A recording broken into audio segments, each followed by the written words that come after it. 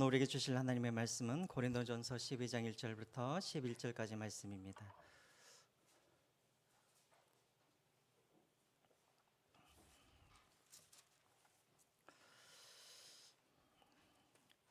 고린도전서 12장 1절부터 11절까지 말씀입니다.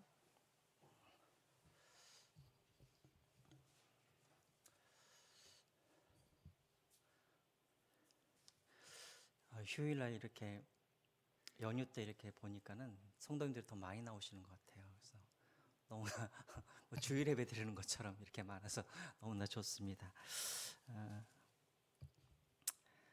고린도전서 12장 1절 말씀, 우리 1절부터 11절까지 우리 한 절씩 교독하겠습니다. 형제들아, 신령한 것에 대하여 나는 너희가 알지 못하기를 원하지 아니하노니 너희도 알거니와 너희가 이방인으로 있을 때 말 못하는 우상에게로 끄는 그대로 끌려갔느니라.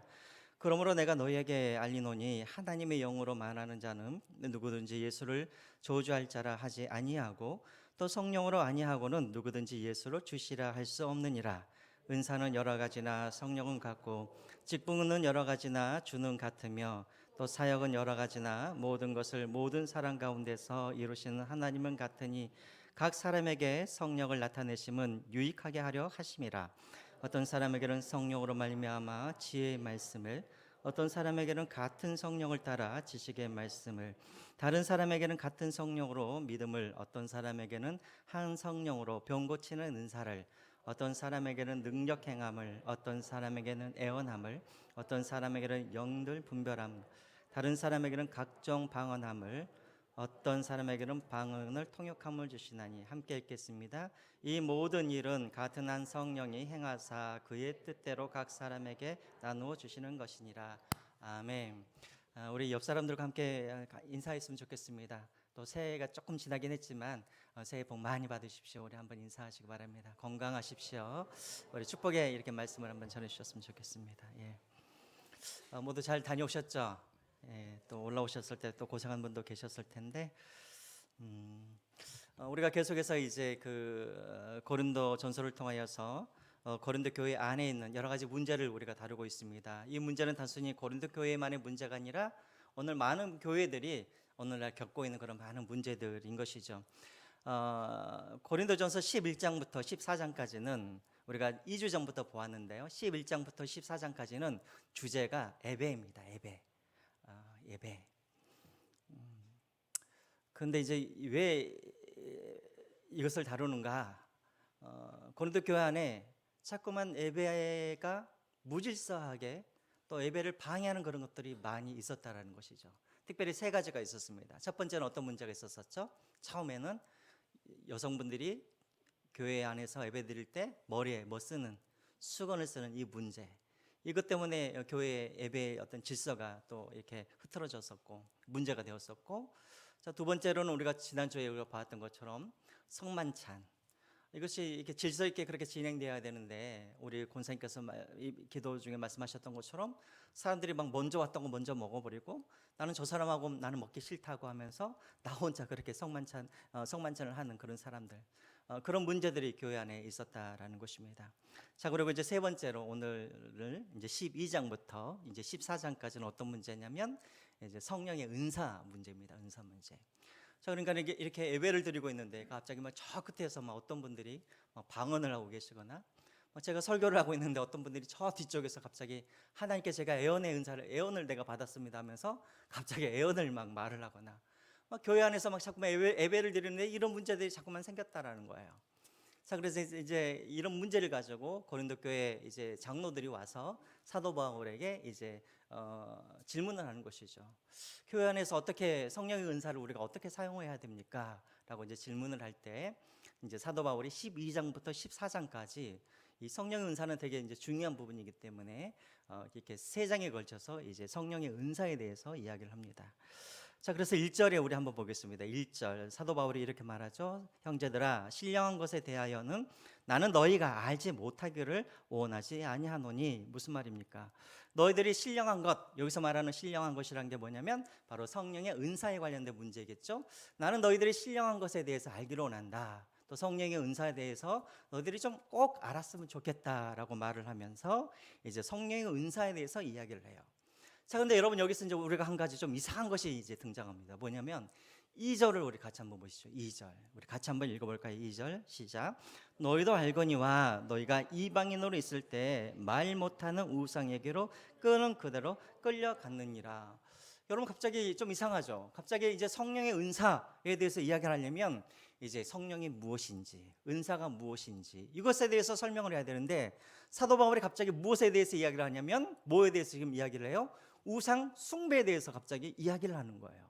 자, 2절 말씀이 이게 무슨 말인가? 너희들이 우상에게로 끄는 그대로 너희들이 끌려갔었다 과거에. 자, 이 말이 무슨 말인가? 자, 여러분 저를 보세요. 사실은 12장, 13장, 14장에 성령의 은사가 참 인사에 대해서 이야기하면서 중요한 부분들이 참 많이 있지만 제가 개인적으로 생각하기에 바로 12장 1절, 2절, 3절 1말씀이 제일 중요한 말씀인 것 같아요. 제가 봤을 때는. 자, 2절의 이 말씀은 무슨 말이냐면 사도 바울이 사역하던 그때 이제 고린도 교회에는 성도들이 어떻게 생각을 했냐면 성령님이 내 안에 계시면 우리에게는 어떤 일들이 일어나야 되냐면 사람들이 방언도 해야 되고 애언도 해야 되고 또 치유를 위해서 기도하면은 또 낫게도 돼야 되고 이런 이적들이 교회 안에서 있어야 된다라고 생각을 했다라는 거예요. 뭐가 계시면 성령님이 우리 안에 계시면 그런 일들이 일어나야 된다라고 이 사람들이 믿었다라는 거예요. 근데 사도 바울이 갑자기 왜 그것들을 설명하기 전에 갑자기 지금 우상 숭배에 대해서 이야기를 하느냐? 결론적으로 말을 하자면 너희들이 우상 숭배할 때에도 그때에도 이런 일들은 거기에서도 일어났다라는 거예요. 여러분 혹시 TV로 무당들이 작두 타는 거 보셨나요? 보셨어요? 자, 막 작두를 타는데 피가 나요, 안 나요? 그거 참 희한하죠. 그럼 그 사람한테 성령님이 임하신 겁니까? 아니죠. 여러분 고린도 도시에라는 이 도시에 신전들이 있었는데 그 신전에서 우상에게 이 제사를 드릴 때 그 사람들도 이런 일들이 일어났었어요. 막 여기저기서 막 동물의 괴성을 지르기도 하고 애언하는 사람들도 있었고 실질적으로 우상에게 제사를 드렸더니 병 고침을 받는 사람들도 있었고 이런 일들이 일어났다라는 거예요. 자, 그러면 이제 사도 바울이 질문을 합니다. 자, 봐라, 너희들이 과거에 우상 숭배를 할 때도 방언도 하고 치유도 하고 그런 일들이 일어났는데 자, 그러면 그것도 성령의 역사냐? 기냐냐? 아니라는 거예요.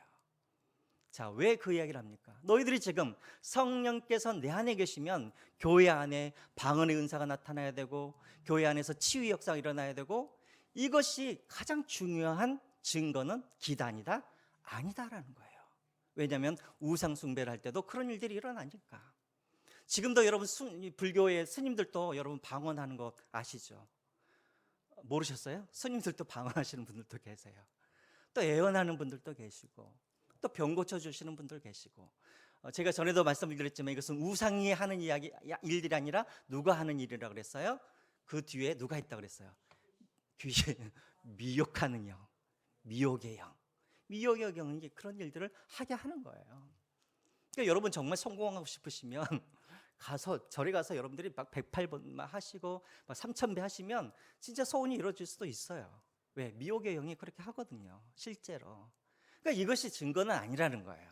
자, 무슨 말인지 아시겠죠?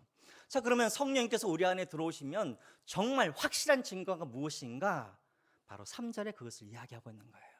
자, 3절 아주 중요한 겁니다. 우리 3절을 한번 같이 읽어볼까요? 시작. 그러므로 내가 너희에게 알리노니 누구든지 예수를 저주할 자라 하지 아니하고 또 성령으로 아니하고는 누구든지 예수를 주시라 할 수 없느니라. 자, 무슨 말인지 아시겠죠?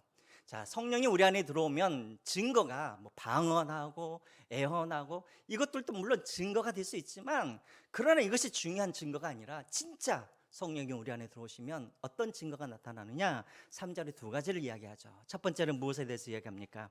누구든지 예수를 저주할 자라 하지 아니하고. 자, 이 말이 무슨 말일까요, 여러분? 이 말이 누가 예수님을 막 뭐 하나님의 저주를 받았다라고 이야기하던 사람들이 있었나요? 그때 당시에? 십자가에 달려 죽으면 저 사람은 하나님께 저주를 받아 죽었다. 막 이런 여러분 성경 말씀 들어보셨습니까? 안 들어보셨습니까? 들어보셨죠? 신명기에 나와 있는 말씀입니다. 신명기 우리가 21장 22절과 23절 한번 확인해 보겠습니다. 한번 보여주시겠어요? 22절부터 한번 볼까요? 같이 한번 읽어보겠습니다. 시작. 사람이 만일 죽을 죄를 범하므로 내가 그를 죽여 나무 위에 달거든. 23절. 그 시체를 나무 위에 밤새도록 두지 말고 그날에 장사하여 내 하나님 여호와께서 내게 기업으로 주시는 땅을 더럽히지 말라. 나무에 달린 자는 하나님께 저주를 받았음이니라. 자, 무슨 말인지 아시죠? 자, 예수님은 십자가에서 달려 죽으셨어요. 이 말은 나무에서 달려 죽으셨다는 말이에요. 자, 근데 유대인들은 그때 당시에 어떤 개념을 갖고 있었냐면, 나무에 달린 사람, 십자가에 못 박혀 죽은 사람들은 다 어떤 사람이라고 믿었냐면 하나님께로 저주받은 사람이라고 믿었다는 말이에요. 왜요? 이 신명기에 이런 말씀이 있잖아요. 신명기에 죽을 죄, 악독한 죄, 이런 죄를 짓는 사람들은 땅을 받고 죽을 자격이 없었어요. 왜냐하면 땅을 받고 죽으면 어떻게 되기 때문에, 땅이 부정하게 되기 때문에. 자, 그래서 하나님께서 이 이스라엘 백성들에게 너희들이 약속의 땅에 들어가면 죽을 죄를 지은 사람들, 도저히 용서받을 수 없는 사람들, 그들을 나무에서 달려 죽게 하라는 거예요. 이 사람들은 어떤 사람이냐면 하나님께 저주받는 사람이라는 거예요. 자, 그런데 여러분, 예수님이 어떻게 돌아가셨어요? 나무 위에서 돌아가셨어요. 자, 그러니까 유대인들 생각에는 예수님이 어떤 분인 거예요? 누구에게 저주를 받아 죽은 사람이에요? 하나님께 저주를 받아 죽은 사람이에요. 자, 그러니까 유대인들이 예수님을 메시아로 믿을 수 있어요, 없어요? 믿을 수가 없는 거예요. 자, 그래서 여러분 고린도전서 1장 23절에 십자가는 유대인들에게는 뭐 하는 것이요? 꺼리끼는 것이요. 왜 꺼리끼는 거예요? 나무에서 돌아가셨기 때문에, 죽었기 때문에 그분은 메시아일 수가 없는 거예요. 자, 그런데 도저히 믿을 수 없는 이 예수 그리스도, 하나님의 저주를 받아 죽을 수밖에 없는 이 예수 그리스도, 그런데 그 사람에게 성령님이 임하시면 어떻게 된다라는 거예요? 그 예수를 더 이상 하나님의 저주를 받아서 죽은 사람이라고 말할 수 없다라는 거예요. 이해가 되시죠? 성령님이 내 안에 들어오시면, 저분이 하나님으로부터 저주를 받은 것이 아니라 율법으로 말미암아 저주를 받을 우리를 대신해서 죽으셨구나라고 이것이 믿어지게 된다라는 거예요. 그래서 첫 번째로 성령님이 네 안에 들어오면 방언을 하고 예언을 하고, 이것이 증거가 아니라 진짜 첫 번째 증거는 무엇이냐면 예수가 믿어지는 거예요. 하나님의 아들이시라는 것, 하나님으로부터 저주를 받은 분이 아니라는 것을 믿어지게 된다는 거예요.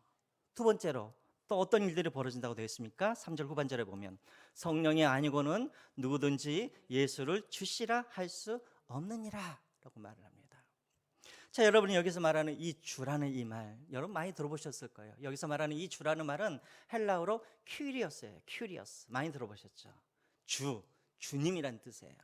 자, 그런데 사도 바울이 활동했던 그 시대에 이 큐리어스라는 이 칭호는 오직 누구에게만 붙일 수 있었어요? 로마의 황제에게만 이 큐리어스라는 말을 붙일 수가 있었어요. 만약에 이 큐리어스라는 이 칭호를 황제 위에 다른 사람들에게 이 큐리어스라는 말을 붙이게 되어지면 이것은 황제에게 대해서 뭐 하는 거예요? 반역하는 거예요. 그런데 이 예수를 믿는 사람들이 예수님을 큐리어스, 주라고 그렇게 말을 하는 거예요. 자, 이 말은 뭐냐면 우리는 이제 황제를 숭배하지 않고 우리는 예수를 숭배하겠다는 말이에요. 이제 황제를 내가 배신하고 이제는 내가 주님을, 나는 예수로 나의 주로 섬기겠다는 말이에요. 자, 그때 당시에는 만약에 황제에게 큐리어스라고 말하지 않고 다른 사람들에게 큐리어스, 주라고 말을 하면 그 사람은 어떻게 돼요? 죽음을 면할 수가 없었던 거예요. 자, 여러분들 한번 생각을 해보세요. 누가 여러분들한테 칼을 이렇게 대고, 자, 예수님이 주가 아니다 라고 말을 하면 살려주겠다. 여러분, 쉬운 일이에요, 어려운 일이에요? 어려운 일이죠. 자, 그러면은 그 어려운 일을, 내 죽음을 내놓아야 할 그 일, 용기가 필요하잖아요. 누가 그 용기를 주시겠어요? 바로 성령님이 내 안에 들어오시면 성령님이 내게 용기를 주시고 믿음을 주셔서 많은 사람들 앞에서 큐리어스, 주는 오직 예수님이다라고 고백할 수 있게 된다라는 거예요. 자, 이해가 되시죠? 자, 그러니까 성령님이 오시면, 이 고린도 교회 성도들아, 성령님이 오시면은 무슨 방언을 하고 예언을 하고 무슨 치유의 역사가 일어나고, 이것이 물론 이것도 중요한 것이긴 하지만 정말 중요한 것은 무엇이냐? 첫 번째로 예수가 믿어지는 것이, 예수님을 내 주로 고백할 수 있는 것이, 이것이 성령님이 내 안에 들어왔다라는 증거다라고 지금 이야기를 하고 있는 거예요. 아시겠죠, 여러분? 자, 그리고 이제 이것을 바탕으로 해서 이제 사도 바울이 이제 성령의 은사에 대해서 이야기를 하는데, 이제 첫 번째로 뭐에 대해서 이야기를 하냐면, 그러면 이 은사를 누가 주셨느냐, 누가 이 은사를 주셨느냐, 이것부터 이야기를 하게 됩니다. 먼저 여러분 4절과 5절과 6절인데요. 말이 빠른가요? 빠르면 손을 들어주셔요. 자, 4절, 5절, 6절 제가 읽겠습니다. 은사는 여러 가지나 성령은 같고, 5절, 직분은 여러 가지나 주는 같으며, 6절, 또 사역은 여러 가지나 모든 것을 모든 사람 가운데서 이루시는 하나님은 같으니 라고 되어 있습니다. 여러분 4절, 5절, 6절에 공통적으로 나오는 단어가 있어요. 뭐가 있죠? 같고라는 단어도 있지만 여러 가지라는 단어가 계속 나오죠. 여러 가지, 여러 가지, 여러 가지. 자, 이 여러 가지라는 이 단어는 헬라어로 번역을 하면 어떤 단어냐면 분배하다, 나눠주다, 이 단어예요. 그러니까 여러분 4절을 정확하게 해석을 하면, 우리 한글 성경에는 은사는 여러 가지나 성령은 같고라고 되어 있지만 사실 4절을 정확하게 해석하면 성령님이 은사를 각 사람들에게 배분하여 주었습니다, 나누어 줬습니다, 이렇게 해석하는 게 더 옳은 이야기인 거예요. 자, 첫 번째로 은사를 누가 주셨다고요? 성령 하나님이 나누어 주셨다라는 거예요. 자, 그런데 여러분 은사 한번 띄워주시겠어요? 4번에 은사라는 거. 예. 은사라는 말은 저희가 저기다 적어놨는데, 은사라는 말은 헬라어로 카리스마톤이라는 단어를 사용합니다. 카리스마톤. 근데 이 단어는 어디서 나온 단어냐면 카리스마라는 단어에서 나왔어요. 여러분 카리스마 많이 들어보셨죠? 카리스마. 예, 사실 이 카리스마는 무슨 뜻이냐면 선물이라는 뜻이에요. 선물. 자, 그런데 카리스마톤은 복수형이에요. 그러니까 선물들이란 뜻이죠. 근데 선물들, 다시 말하면 이 은사는 하나님이 우리에게 주신 뭐란 말이에요? 선물이라는 그런 뜻인 거예요. 하나님이 우리에게 주시는 선물. 자, 그러면 여러분 이 은사는 내가 받고 싶으면 받을 수 있는 거예요? 아니면 하나님의 은혜로 받는 거예요? 하나님의 은혜로 받는 것이죠. 그러니까 내가 받고 싶어서 받는 게 아니에요. 내가 노력하고 내가 때를 써서 받는 것이 아니라 하나님께서 나에게, 우리 교회에 필요하기 때문에 하나님께서 주시는 것들인 거예요. 그렇기 때문에 여러분 이 은사는 자랑할 수 있어요? 자랑할 수 없어요? 자랑할 수가 없는 거예요. 왜? 이것은 성령 하나님이 나에게 주신 선물이기 때문에 그렇다라는 거예요. 자, 기억하셔요. 자, 두 번째로 5절을 보겠습니다. 5절. 또 직분은 여러 가지나 주는 같으며, 또 이 말도 무슨 말이냐면 여기서 말하는 주는 성자 하나님을 말씀하는 거예요. 자, 무슨 말이냐면 성자 하나님은 모든 사람들에게 직분을 나누어 주었습니다, 배분해 주었습니다, 다 이런 뜻입니다. 자, 그런데 여러분 여기서 이제 우리가 또 중요한 게 하나 나오는데, 직분이라는 저 단어입니다. 직분이라는 저 단어. 앞에 보시면 제가 적어놨는데, 직분이라는 이 단어는 원래 헬라어로는 디아코니온이라는 단어를 사용하는데 이것도 복수형이에요. 어디서 나온 단어냐면 디아코니아라는 단어에서 나왔어요. 디아코니아. 여러분 디아코니아 많이 들어보셨을 거예요. 어떤 의미냐면 디아코니아는 종이라는 뜻도 가지고 있고 그 다음에 봉사라는 뜻도 가지고 있어요. 그러니까 여러분 우리가 직분하면은 우리가 어떤 것을 생각을 하게 되냐면, 직분하면은 우리는 봉사, 종, 이것을 우리가 떠올려야 돼요. 자, 제가 왜 이것을 중요하다고 말을 하냐면, 여러분 우리는 교회 안에서 직분하면은 우리는 어떤 개념을 갖고 있냐면, 우리는 자꾸만 계급의 어떤 계급의 그런 성격을 갖고 있다고 생각을 해요. 그렇죠? 뭐 교회 안에서 제일 높으신 분은 장로님, 그 다음에 안수 집사님과 권사님, 그 다음에 집사님, 그 다음에 뭐 평신도, 막 이렇게 계급으로 생각을 하는데, 여기서 말할 때 여러분 직분은 뭐예요? 한마디로 말하면 종이란 말이에요. 종이란 말. 여러분 이것을 잘 기억하셔야 돼요. 자, 제가 목사라는 직분을 받았다는 말은 무슨 말이냐면, 저는 목사로서 종의 역할을 하라는 뜻이에요. 이해가 되시죠? 자, 여러분들이 지금 장로로 뽑혔다라는 거는 장로로서 뭘 하라는 거예요? 종 노릇을 하라는 거예요. 그러니까 권사도 마찬가지고 안수집사도 마찬가지고, 안수집사가 되고 권사가 되었다는 말은 내가 교회에서 이 정도 수준이 되었다는 말이 아니라 당신은 안수집사로 교회에서 종로로 다십시오. 이런 뜻을 갖고 있단 말이에요. 근데 많은 사람들이 이것을 어떻게 착각하냐면 이것을 이제 다음 단계로 넘어가는 무슨 뭐 계급 정도로 뭐 이병이 일병되고 일병이 상병되는 이것으로 착각하는 사람들이 많이 있다라는 거예요. 이것은 아니라는 것이죠. 무슨 말인지 아시겠죠? 그러니까 여러분들이 항상 내가 권사다, 내가 또 무슨 구역장이다, 내가 뭐다라고 어떤 직분을 받았다면 이것으로 종노릇을 하라는 의미구나라고 생각을 하시면 돼요. 그러니까 여러분 어떤 교회를 보세요. 어떤 교회들은 막 장로님들 한번 임직식 할 때 장로님들 막 얼마씩 내요. 막 1억씩 내는 교회도 있고 또 막 5천만 원씩 내는 그런 교회들도 있죠. 자, 이분들은 돈을 1억씩 내고 5천만 원씩 왜 냅니까? 종노릇을 하는데 왜 내가 돈을 내야 돼요? 그쵸? 자, 그러면 그 머릿속에는 지금 어떤 개념이 있냐면 교회 안에서 장로가 되고 안수집사가 되는 것을 갖다가 뭘로 생각하고 있는 거예요? 내가 무슨 계급을 따는 것처럼 생각을 하기 때문에 1억을 내고 5천만 원을 내는 거예요. 우리 교회는 어쩐지 모르겠지만 오히려 앞으로는 만약에 우리가 장로 직분을 하고 임직식을 하고 안수집사 임직식을 할 때는 권사 임직식을 할 때는 교회에서 그런 분들을 오히려 밥을 사줘야 될 것 같아요. 우리 교회에는 앞으로. 왜요? 그분들이 앞으로 종노릇을 해야 되는데 얼마나 앞으로 고생 많으시겠어요. 그럼 그분들한테 돈을 받는 게 맞아요? 아니면 그들에게 밥 사주는 게 맞아요?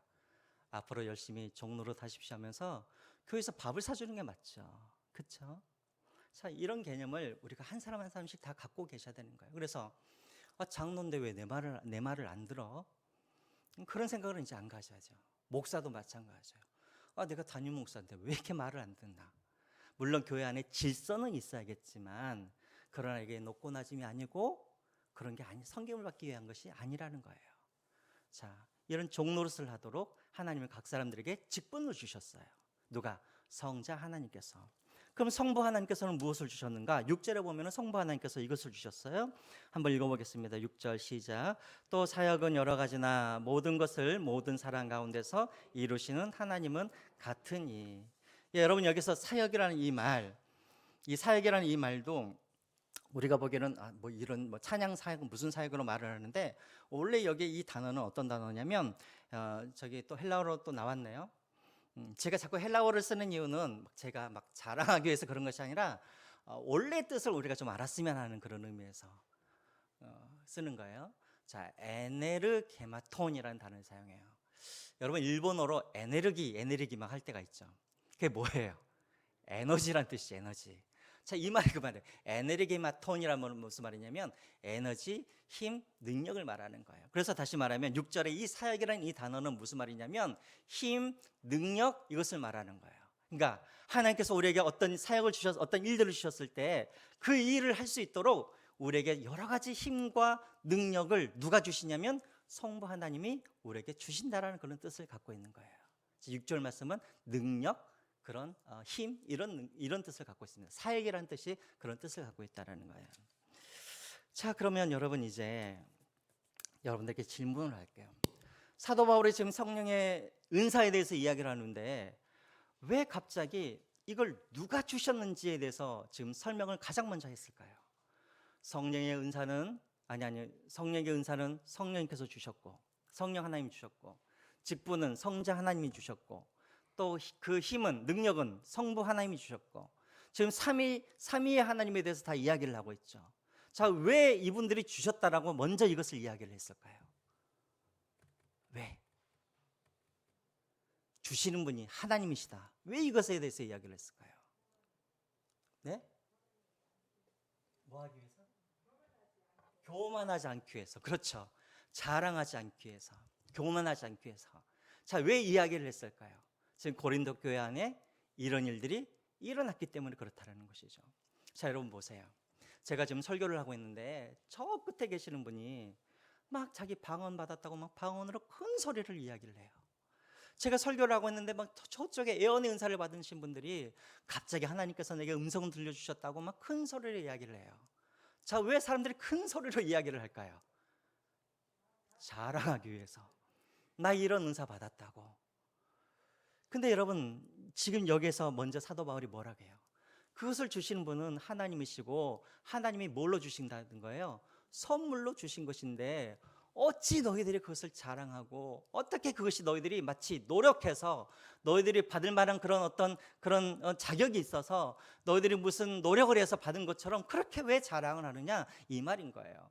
자, 하나님께서 선물로 주셨다는 말은 뭔 말이냐면 이것을 통하여서 뭐 하라는 거예요? 하나님께 영광 돌리라는 거예요. 근데 지금 사람들은 지금 이 성령의 은사를 가지고 어떻게 하고 있냐면 자기의 영광을 뭐 하고 있는 거예요? 드러내고 있는 거예요. 그러니까 첫 번째로 사도 바울이 누가 주셨는지를 기억하라는 거예요.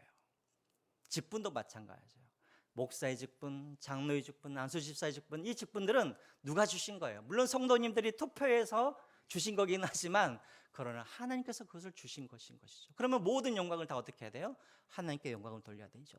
자, 이와 똑같은 이야기를 사도 베드로가 이야기를 해요. 베드로전서 4장 11절 말씀입니다. 우리 베드로전서 4장 11절 말씀 한번 보여주실까요? 같이 한번 중요한 말씀이기 때문에 읽어보겠습니다. 시작. 만일 누가 말하려면 하나님의 말씀하는 것 같이 하고 누가 봉사하려면 하나님이 공급하는 힘으로 하는 것 같이 하라. 그 다음에요. 이는 범사에 예수 그리스도로 말미암아 하나님이 영광 받으시게 하려 함이니 그에게 영광과 권능이 세세 무궁하도록 있느니라. 아멘. 예. 하나님의 말씀을 전할 때 이것도 은사죠. 하나님의 말씀을 전할 때도 마찬가지고 너희들이 봉사할 때도 마찬가지고 마치 이것을 하나님께서 공급하시는 것처럼 그렇게 너희들이 봉사하고 말씀을 전하란 말이에요. 이 말은 무슨 말이냐면 다 하나님께서 주신 선물이기 때문에 누구의 영광을 위하여서 하나님의 영광을 위해서 그것을 사용하란 말이에요. 자, 그런데 지금 고린도 교회 성도들은 마치 자기들이 잘난 것처럼 내가 믿음이 좋기 때문에 내게 은혜 은사도 주시고 병 고침의 은사도 주시고 방언의 은사도 주시고 이런 일들을 하고 있었다라는 것입니다. 여러분 지금도 그런 분들이 참 많이 있죠. 자기들 은사를 막 자랑하는 분들이 많이 있어요. 지금도 그렇죠. 여러분 그거 혹시 아세요? 막 이렇게 집회를 가면 막 아말금을 갖다가 금리발로 바꿔주는 그런 들어보셨어요? 들어보셨죠? 근데 실제적으로 그렇게 경험하신 분을 저는 만나본 적이 있어요. 제가 유학할 때 저희 집사님 한 분이 대전에 사시는 분인데 실제 그 집회를 갔는데 아말금이거든요. 근데 금리발로 그게 바뀌었어요. 그래서 도저히 이것은 하나님께서 역사하시는 거라고. 여러분 사단도 그것은 할 수 있는 일이에요. 그렇죠? 사단이 그런 거 못하겠어요? 하죠. 물론 그분들이 사단이란 말은 아니지만 자꾸만 성령의 역사를 뭘로만 해석을 하냐면 막 금리발 아니 아마감을 갖다가 금리발로 만들어주고 특별히 또 많이 하는 게 뭐 있어요? 두 다리가 이렇게 서로 이렇게 밸런스가 안 맞은 다리를 막 고쳐주고 막 이런 거 하죠. 자, 이렇게 막 그 사역을 자랑하고 이게 막 전부인 것처럼 그렇게 이야기를 하고. 여러분 하나님께서 우리에게 병을 주셨을 때는요 무조건 막 성령의 역사에 있는 분들은 병 고침에 대해서 이야기를 하는데 하나님은 어떤 분들에게는 병을 주시는 이유는 다양하잖아요. 그렇죠? 어떤 분들은 하나님이 그 사람을 내가 빨리 내 곁에 두고 싶어서 그 사람의 병을 주실 수도 있어요. 그렇죠? 무조건 그 사람을 고치는 게 그게 하나님의 뜻인가요? 아니죠. 자, 제가 무슨 이야기를 하려고 그러냐면 자꾸만 많은 사람들이 하나님 은사를 주시는 그 주님, 은사를 주신 그 하나님께는 관심이 없고 뭐에만 집중을 해요? 은사에만 집중하는 사람들이 너무나 많다라는 거예요. 방언을 왜 주셨는지 그것을 알아야 되는데 방언을 왜 주셨는지는 하나님의 뜻은 알지 못하고 그냥 그 은사에만 집중하는 사람들이 너무나 많다라는 것이죠. 그리고 그것을 자랑하는 사람들이 얼마나 많은지 몰라요. 또 여러분 지금 제가 또 하나님께서 주시는 이유 이건 선물이라고 그랬죠. 근데 이것을 갖다가 훈련을 통해서 그 은사를 갖다가 가지려고 하는 사람들이 있어요.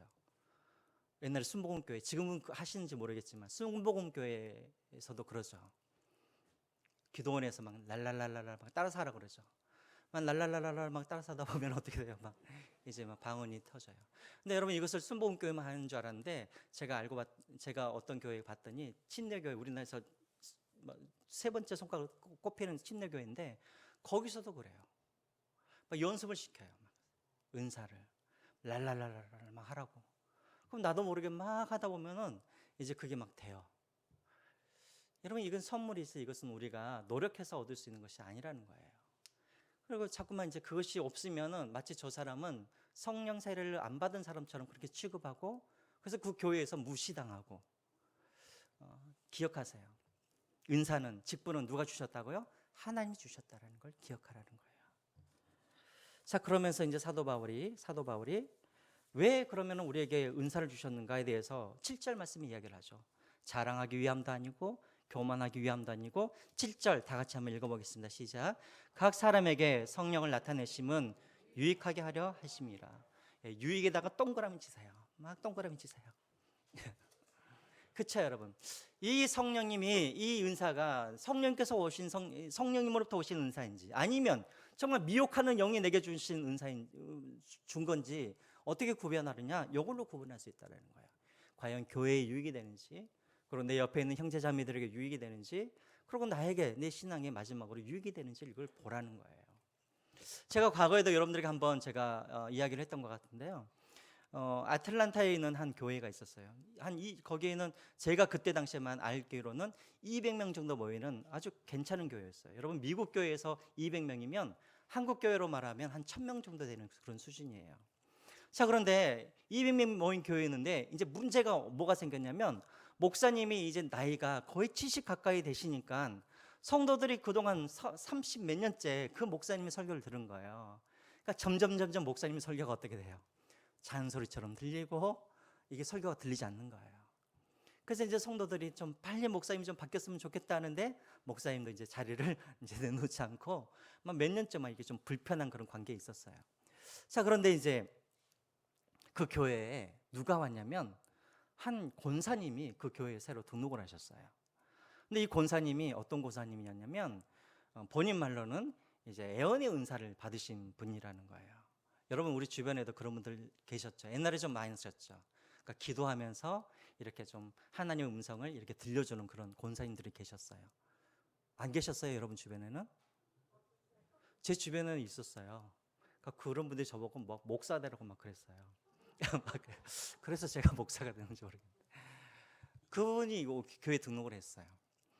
자, 그런데 이제 어떤 분들이 이제 그 권사님이 그런 은사가 있다는 것을 알면서 어떤 분이 상담을 했는데, 그 상담들을 듣고 기도를 해가지고 하나님의 음성이라고 말을 하면서 그 이제 성도에게 이렇게 알려준 거예요.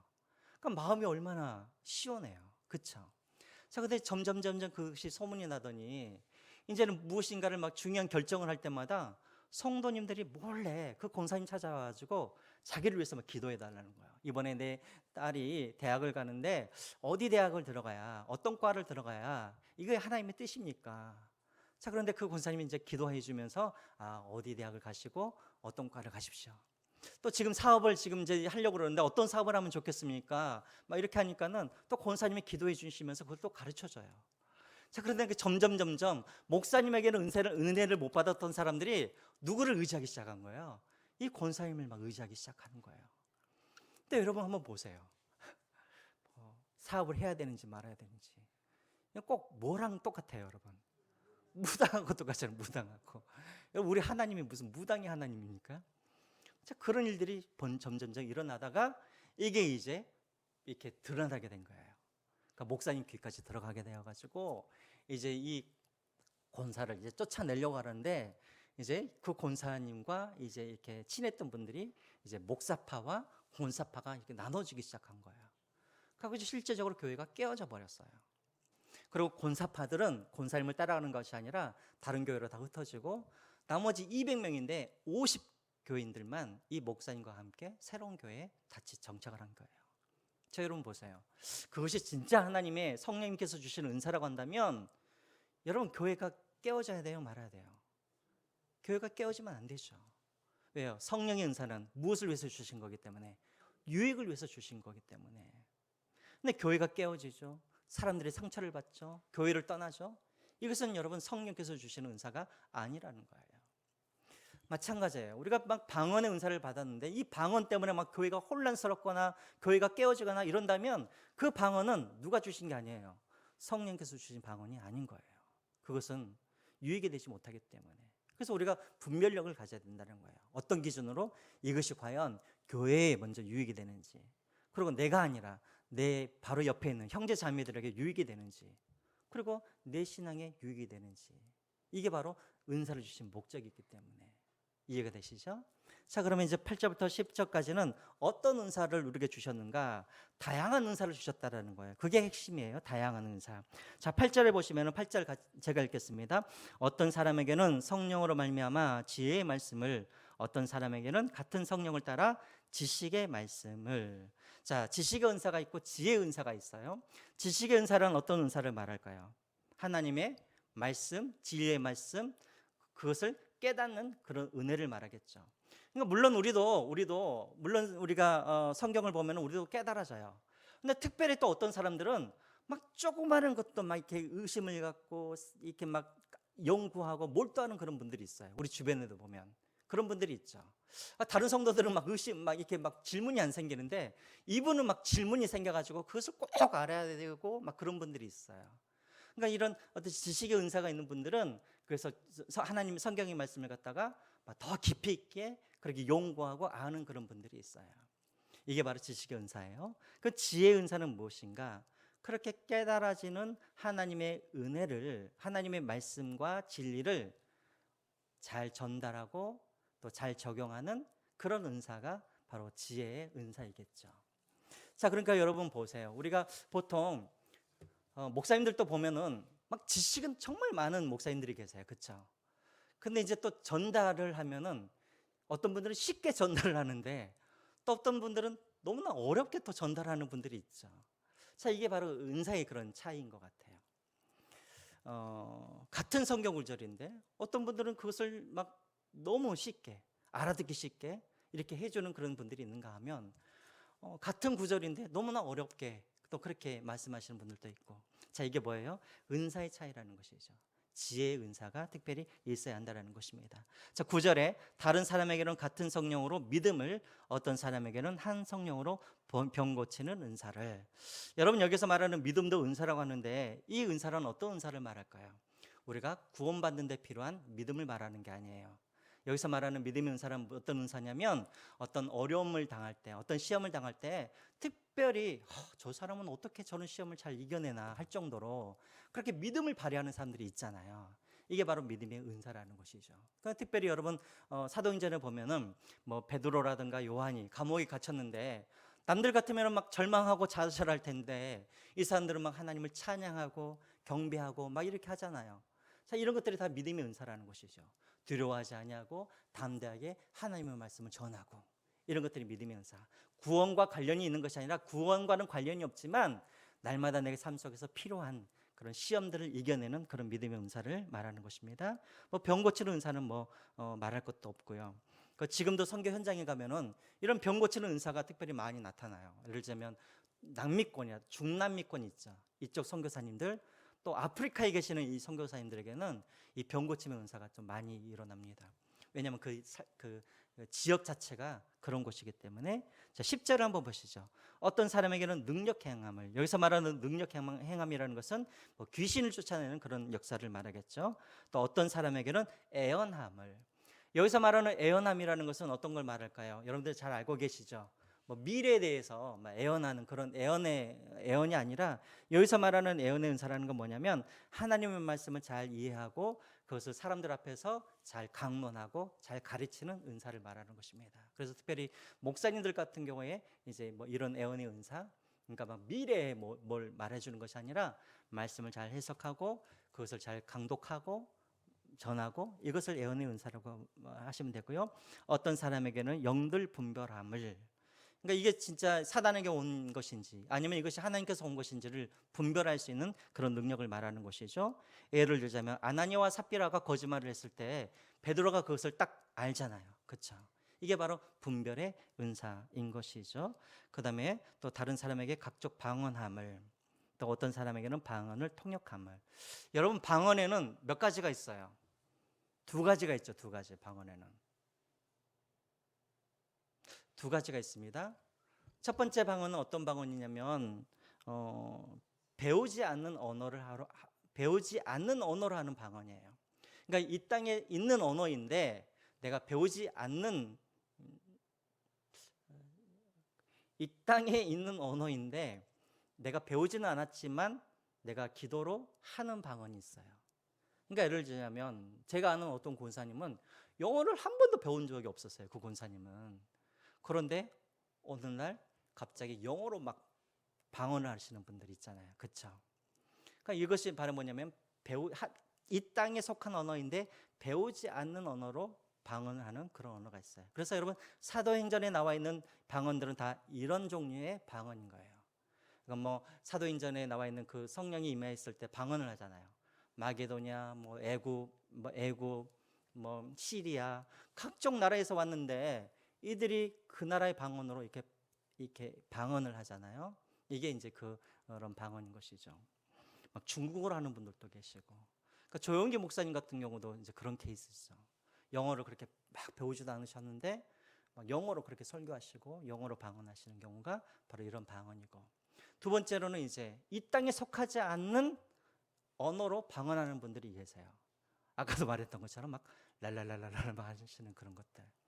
그러니까 이게 이런 이제 방언이 있죠. 그래서 여러분 고린도전서 13장에 보면 사랑장이 나올 때 그런 말을 하잖아요. 내가 사람의 방언과 천사의 말을 할지라도, 거기서 말하는 천사의 말, 이게 바로 이제 하늘에 속한 말을 하는 것이죠. 그러니까 그때 당시 이 고린도 교회 성도들 중에는 다른 나라 언어로 방언을 하는 분들도 있었지만 이 땅에서는 한 번도 들어보지 못한, 그냥 막 랄랄랄라 하다든가 알아듣지 못하는 그런 말, 하늘에 속한 말, 이런 식으로 방언하는 분들이 계셨다라는 거예요. 그러니까 방언에는 이렇게 두 가지 종류의 방언이 있어요. 그런데 이제 그렇게 있죠. 그리고 이제 이 방언을 통역해주는 은사도 있고. 자, 여러분 여기서 이제 중요한 건 뭐냐면 이 은사는 다양하다는 거예요. 다양하다는 거. 은사는 다양하다는 거예요. 자, 여러분 이제 저를 한번 보세요.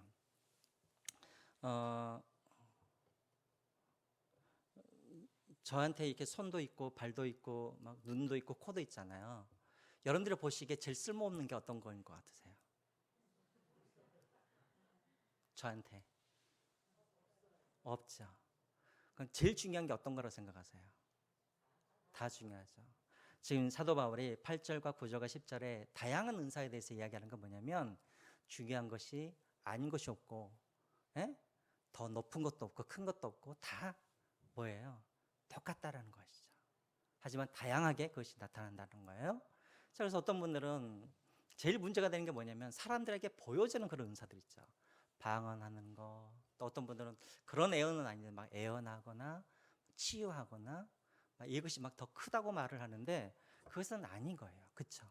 모든 사람들에게 하나님께서 각자 필요한 그런 은사를 다 주셨다라는 거예요. 그래서 11절에 이렇게 말을 합니다. 우리 11절 마지막으로 한번 읽어보겠습니다. 시작. 이 모든 일은 같은 한 성령이 행하사 그의 뜻대로 각 사람에게 나누어 주시는 것이니라. 예, 뜻대로. 그러니까 어떤 사람은 하나님이 더 이뻐서 그런 은사를 주신 것도 아니고, 어떤 사람은 새벽기도 열심히 나왔기 때문에 내가 이쁘다 해서 그것을 주신 것이 아니라 하나님의 뜻대로 그 교회에 필요하기 때문에 어떤 사람에게는 봉사, 어떤 사람에게는 말씀 전하는 것, 지식, 지혜, 그래서 각자 그렇게 하나님이 다 주셨다는 거예요. 자, 근데 11절에 정말 중요한 건 뭐냐면 여러분 제일 뒤에 나와 있는 각 사람에게 나누어 주셨다는 거예요. 자, 이 말은 무엇이냐면 여러분들에게도 뭐예요? 하나님의 은사가 다 있다라는 거 없다는 거예요. 다 한 가지 이상은 다 있다라는 거예요. 그러니까 여러분들에게 나는 이런 은사가 없는데, 사실 여기뿐만 아니라 로마서 12장에도 보면 나와 있고 에베소서 4장에도 보면 나와 있지만 성경에는 보통 한 30가지 이상의 은사가 나와 있어요. 그런데 우리 모두는 대부분 다 한 가지 이상의 은사는 다 가지고 계신다라는 거예요. 그러니까 이게 교회 성장하는 교회들, 이제 여기서 말하는 성장이라는 무슨 막 뭐 수가 늘어나는 그런 성장이 아니라 막 교회가 막 살아있고 역동적인 그런 교회의 특징이 무엇이냐면 성도들이 자기의 은사가 무엇인지를 알아요. 그리고 다 자기의 은사를 알고 각자에 맞는 곳에서 그 은사를 통하여서 봉사하고 하나님께 영광 돌리는 교회들이 그런 특징을 갖고 있어요. 거꾸로 말하면 교회가 힘이 없어요. 교회가 막 죽어 있는 것 같아요. 왜 그래요? 성도들이 은사가 있음에도 불구하고 그 은사를 발견하지 못하고 활용하지도 못하고 다 죽이고 있어요. 그 차이인 거예요. 여러분, 나는 너무 이제 나이가 많이 들었습니다, 목사님. 저에게도 은사가 있을까요? 은사가 있어요. 왜요? 11절 하나님께서 말씀하시거든요. 각 사람에게 하나님께서 다 나눠주셨다고 말씀하고 계셔요. 내 은사는 무엇일까? 한번 여러분들 한번 생각을 해보세요.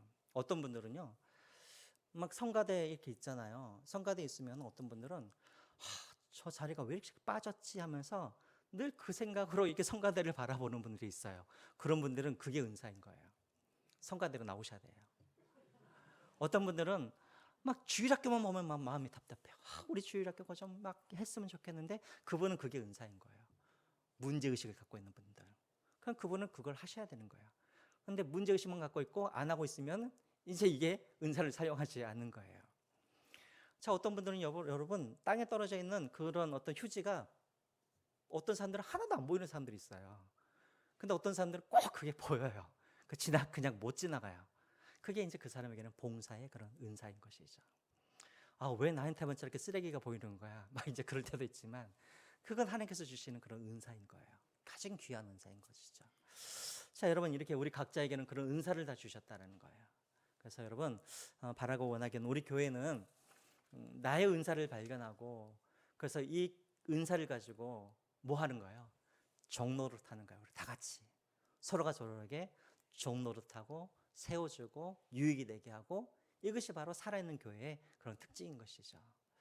그러니까 여러분들 오늘 집에 돌아가셔서 나에게 주신 은사가 무엇인지 한번 여러분들 생각해 보시고 이제 또 계속해서 우리가 은사에 대해서 이야기할 텐데 이번 기회를 통해서 여러분들의 은사를 발견하고 교회 안에서 그 은사를 활용할 수 있는 여러분들이 되었으면 좋겠습니다.